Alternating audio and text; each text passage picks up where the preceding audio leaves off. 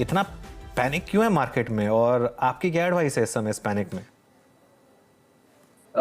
नमस्कार।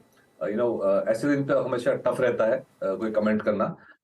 लेकिन ब्रॉडली मेरे ख्याल से जिस तरह से इंडिया ने आउट परफॉर्म किया था लास्ट ईयर, उसका ये थोड़ा कैचअप चल रहा है, क्योंकि हम देख रहे हैं कि जो यूएस और यूरोप से डेटा पॉइंट्स आ रहे हैं, वो जितना डर था उतने खराब नहीं आ रहे हैं। उनकी जो इन्फ्लेशन की कंसर्न्स थी, ग्रोथ की कंसर्न्स थी दिसंबर में, नवंबर में, वो अब कम कंसर्न्स हो रही है। तो यूएस, यूरोप और चाइना ओपनिंग अप जो है, वो आज फॉरेन इन्वेस्टर के पॉइंट ऑफ व्यू से हम देखें तो वो एक स्टोरी रिलेटिवली बेटर होती जा रही है। और इसकी वजह से हम देख रहे हैं कि हमने दिसंबर एंड और जनवरी में इंडिया ने अंडर परफॉर्म करना शुरू किया है, क्योंकि may be some of the resources वहां जा रहे हैं। तो मेरे ख्याल से एक थोड़ा ग्लोबल जो माहौल था इतना बुरा नहीं है, और इंडिया ने काफी हद तक आउट परफॉर्म किया था। खास करके जो हमारे बड़े सेक्टर्स हैं, बैंकिंग जो ऑलमोस्ट 35-40% वेटेज रखता है इंडेक्स में, तो उसमें मेरे ख्याल से सबसे ज्यादा बिकवाली आ रही है, क्योंकि सम अमाउंट ऑफ रीएलोकेशन हो रही होगी। ओके, तो ओके मेरी जी, फिर बजट को लेकर मार्केट क्या उम्मीद करे, क्योंकि काफ़ी हल्की पोजीशन में जा रहा है मार्केट इस समय बजट को लेकर और काफ़ी करेक्शन आ चुकी है प्री बजट। बिल्कुल, हल्की पोजीशन मैं ये कहूंगा कि रिटेल और जो डोमेस्टिक्स हैं वो हल्के हैं। एफआईआई अगर देखें तो लास्ट 2 वीक में उन्होंने एक्चुअली अपनी पोजीशंस बढ़ाई थी। जिस तरह से थोड़ा मार्केट ने अपवर्ड्स मूव भी दिया था, वो शायद अनवाइंड हो सकती है। लेकिन ब्रॉडली स्पीकिंग मेरे ख्याल से जिस तरह से हम ट्रेंड देखें लास्ट काफी सारे सालों का, तो बजट जो है काफी नॉन इवेंट होते जा रहा है अच्छी तरह से। ये अच्छी बात है कि हमने जो डायरेक्ट टैक्सेस रेजीम है, इनडायरेक्ट टैक्सेस का जो रेजीम है, वो काफी अभी स्टेबल हो चुका है। तो बजट में पर से कोई बड़े बिग बैंग अनाउंसमेंट्स हमने देखे नहीं है लास्ट काफी सालों में, और वो अच्छी बात है कि एक स्टेबिलिटी है, पॉलिसी स्टेबिलिटी है, थॉट प्रोसेस की स्टेबिलिटी है। तो जो मेरे ख्याल से ऐसी कोई बड़ी नेगेटिव या बड़ी पॉजिटिव चीज आने की कोई उम्मीद नहीं है बजट में। कंपेयर टू लास्ट ईयर हमारा जो नॉमिनल जीडीपी ग्रोथ है वो इतना हाई नहीं रहेगा, क्योंकि इन्फ्लेशन कम होती जा रही है। तो जिस तरह से हम नॉमिनल जीडीपी ग्रोथ रेट 15 लेके चल रहे थे लास्ट ईयर, गवर्नमेंट विल एक 11% का नॉमिनल जीडीपी ग्रोथ रेट होने की उम्मीद है।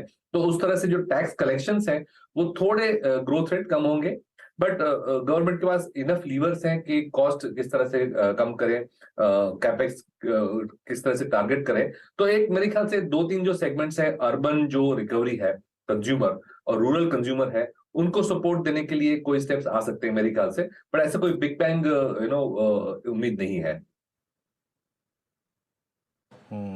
अच्छा आशु जी, इनफैक्ट मेरी माफ़ कीजिएगा, मैं आपसे ये पूछना चाहूँगा बात कि 2023 की जब हमने शुरुआत की थी, सर माफ़ कीजिएगा मैं नाम का गलत उच्चारण किया, जब 23 की शुरुआत हो रही थी तो एक विषय पहले से ही काफ़ी डिस्कशन में था कि अगर आपके पास लिक्विडिटी है तो इस साल के लिए सबसे अच्छा क्या है, इक्विटी है या फिर डेट है, जहाँ पे आपको 8-8.5% का ब्याज मिल रहा है। तो वो प्रश्न फिर अल्टीमेटली अगर आप देखें राइज होगा। भाई पहले 18,200 का इंडेक्स था, suddenly this index is available at 17,600। ये जो प्राइस डैमेज हुआ 2-3 दिन में, तो आप अप्रोच क्या रखेंगे? अगर मान लीजिए मेरा नज़रिया काफ़ी छोटा है, प्रोस्पेक्टिव सिर्फ साल सवा साल का है, तो क्या 8% पे फोकस करूँ इस वक्त? मेरे ख्याल से अगर 1-1.5 साल का आप पूछ रहे हैं तो मैं कहूंगा कि एक बैलेंस्ड अप्रोच लेना चाहिए, क्योंकि जैसे आपने कहा इंटरेस्ट रेट्स फिक्स्ड इनकम में भी अच्छे हैं। 1 ईयर अगर बैंक डिपॉजिट्स भी देखें तो काफी सारी बैंक्स जो हैं वो 7-8% की 1 ईयर डिपॉजिट यील्ड्स भी दे रहे हैं, specially some of the smaller banks. तो मेरे ख्याल से एक कंसिडरिंग के इक्विटी वॉलेटाइल होने की उम्मीद है ये साल, मेरे ख्याल से पॉजिटिव रिटर्न्स तो देगी, लेकिन वॉलेटिलिटी के साथ देगी, और फिक्स्ड इनकम में अट्रैक्टिव यील्ड्स बन रहे हैं। तो अगर 1 से 2 साल का अगर व्यू है तो मेरे ख्याल से एक बैलेंस रखना चाहिए, न पूरा इक्विटी में जाए न पूरा फिक्स्ड इनकम में जाए। I would say 50-50। 50-50 अगर आप देखें तो यहाँ पर एक्सपोजर रखिए। इस बीच याद रखिएगा मार्केट से डे लो निफ्टी 225 अंक नीचे, और जनाब बैंक निफ्टी अब 40,611 पे डे लो पर 1000 पॉइंट आप लगभग बीते दिन के मिला लीजिए, आज के फिर मिलाइए। और आज जब सुबह सुबह ही मैं जो आपको बोल रहा था ना कि we are opening below 100 day exponential moving average, यानी अब हमें अगर आप लॉजिकली देखें तो 200 डे एक्सपोनेंशियल मूविंग एवरेज से आपका जो डिफरेंस है सिर्फ 600, एक सेकेंड अनुज, इनफैक्ट आप देखिए अब 600, 700, 800, 850 पॉइंट फ्रॉम 200 डे में, और कोई बड़ी बात नहीं है। जिस प्रकार से अगर आप देखें बैंक्स को ग्रिप किया है इस बार बेयर्स ने, वो आ ही जाए। Anuj, look at bank Nifty 1000 point नीचे। देखिए वीरू, लेकिन इशू फिर वही आ जाता है बैंक निफ्टी का कि 2 दिन पहले तो ऐसा लग रहा था कि बैंक निफ्टी आउट परफॉर्म कर रहा है, तो 2 दिन में ऐसा क्या बदल गया? ये प्रॉब्लम होती है लॉपसाइडेड इंडेक्स का। लॉपसाइडेड इंडेक्स मतलब जहाँ पर 2 स्टॉक आईसीआईसीआई बैंक और एचडीएफसी बैंक कुल मिलाकर बैंक निफ्टी का 60 या 65% हिस्सा है, और अभी तक हो क्या रहा था, काउंटर बैलेंस कर रहे थे एक दूसरे को। आईसीआईसीआई गिर रहा था, एचडीएफसी बैंक बढ़ रहा था। अभी मार्केट की प्रॉब्लम क्या हो गई, एक बार कंट्रीब्यूशन प्लेट वापस लेकर आते हैं, उसमें आपको दिखाई दे जाएगा कि ये एकदम से दोनों के दोनों आपके अगेंस्ट चले गए। और ये इशू सारा का सारा इस समय टेक्निकल है। मार्केट में एक लेवल निकलता है, दूसरा लेवल आ जाता है, दूसरा लेवल निकलता है, तीसरा आ जाता है, तीसरा लेवल निकलता है, चौथा आ जाता है। ये देखिए, ये तो निफ्टी का कंट्रीब्यूशन है, लेकिन बैंक निफ्टी की बात कर रहा था मैं, क्योंकि लॉपसाइडेड नेचर बैंक निफ्टी का, निफ्टी में थोड़ा है, इतना नहीं है, लेकिन बैंक निफ्टी का देखिए अभी कंट्रीब्यूशन। 2 स्टॉक्स आईसीआईसीआई बैंक और एचडीएफसी बैंक दोनों 300 पॉइंट गिरा रहे हैं बैंक निफ्टी को। 600 पॉइंट सीधे यहीं से आ गए। उसके बाद बाकी स्टॉक कुछ कर भी लें तो कुछ होगा नहीं उससे। लेकिन आज वीकनेस है मार्केट में, और आज मुझे लग रहा है कि मार्केट में थोड़ा सा मार्केट लोगों को थोड़ा डर लग रहा है। हालांकि मैं ये जरूर कहूँगा कि मुझे लग रहा है कि थोड़ा सा अनड्यू पैनिक है मार्केट में। इतना पैनिक करने की ज़रूरत नहीं है मार्केट में।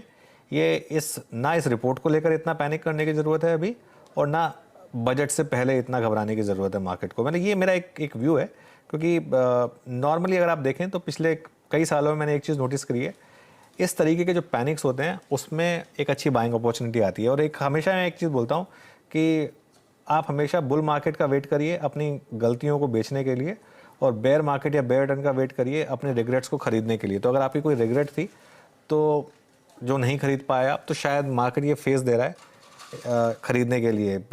मिहिर जी, आप किस तरीके के स्टॉक्स को ऐड करेंगे इस डिक्लाइन में, क्योंकि आप मैं अज्यूम कर रहा हूँ कि डिक्लाइन में बाय करेंगे?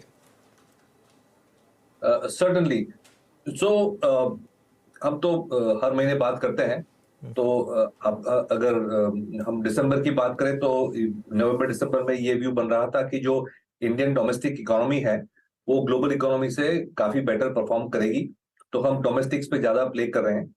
ब्रॉडली स्पीकिंग अभी भी थीम वही है, क्योंकि हमें ये लगता है कि जिस तरह से एक गवर्नमेंट का अप्रोच है वो डोमेस्टिक मैन्युफैक्चरिंग और डोमेस्टिक कंजम्पशन को बरकरार रखने की कोशिश की जा रही है, चाहे वो पीएलआई हो या रूरल कंजम्पशन हो। तो खास करके 24 में जो इलेक्शंस आ रहे हैं, तो मुझे लगता है कि डोमेस्टिक कंजम्पशन को हानि नहीं होने देंगे गवर्नमेंट।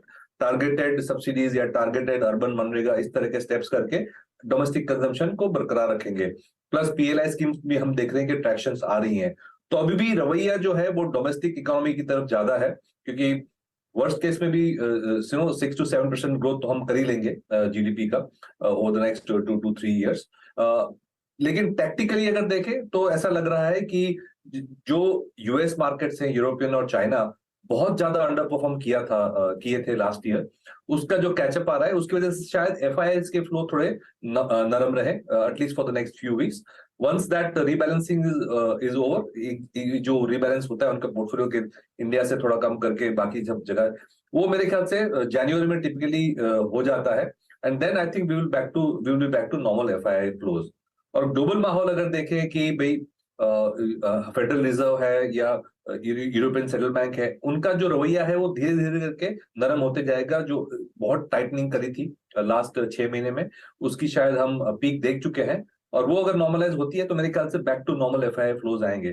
तो ये वॉलेटिलिटी है, उसमें हम डोमेस्टिक जो है प्लेस उस पर फोकस करेंगे, बट जो तेजी हम डोमेस्टिक में 3 महीने पहले करते उससे शायद थोड़ी कम, लेकिन फिर भी अभी भी फोकस तो डोमेस्टिक पे ही रहेगा।